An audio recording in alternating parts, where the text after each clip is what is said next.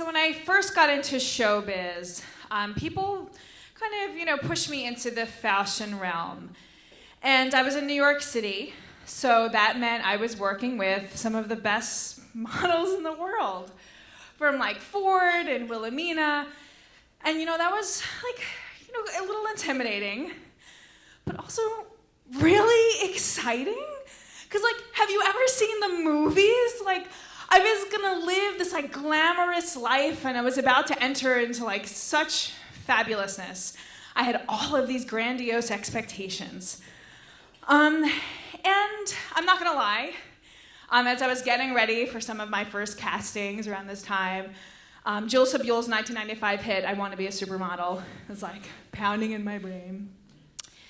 So I took about 2 castings to see that there were some differences between me and them, mostly in regards to presentation.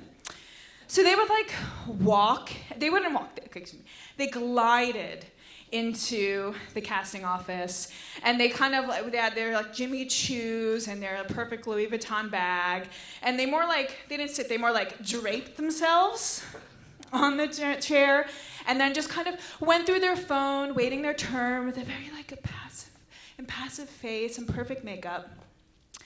And well, I would more burst into the casting office and kind of just plop down on the chair and open my bag and take out dirty gym clothes and go through, this half-eaten sandwich and get to my Payless shoes, heels on the bottom of my bag.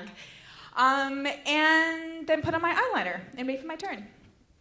So, yeah, I didn't really book anything.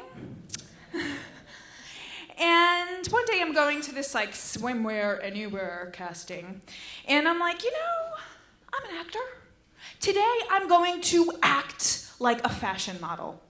So I do the glide. I get dressed downstairs in a cafe bathroom, and then kind of hide my bag as I walk in, and I do the glide thing.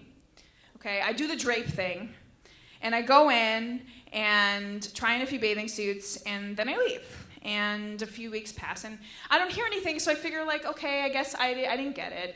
And I was reading a lot of Brene Brown at the time, and I'm you know what, I think I need time to process and be grounded, and I do want to do this, but I'm gonna give it a rest.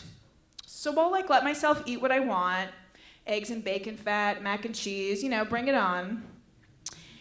And then also I've noticed I had this mole on my back, and I hate moles, so I'm on a break. I'll take this time to get this thing removed. But I should mention, I don't have normal people health insurance. I have, we feel bad you're broke, so we'll just let the students practice on you, health insurance. So I asked this resident to remove this mole, and he got really excited and said, oh, sure, of course. So I think what he might have been really thinking, because this was bottom of the barrel resident, was I've never used a scalpel. So here's my chance before I get kicked out of med school for forging Vicodin prescriptions. Because I didn't really feel anything. But this dude carved a hole in my back. So I'm sitting there dabbing triple antibiotic ointment onto this wound, and the phone rings. And it's an agent, and I get the Swimmer Anywhere job.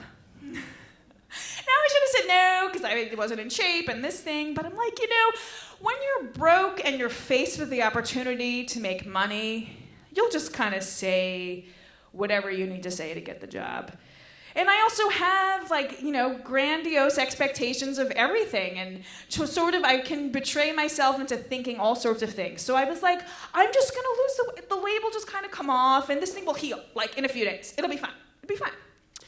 So then I'm standing there the next week in the dressing room, and I had slickly put on the first swimsuit and covered up the big gaping gash.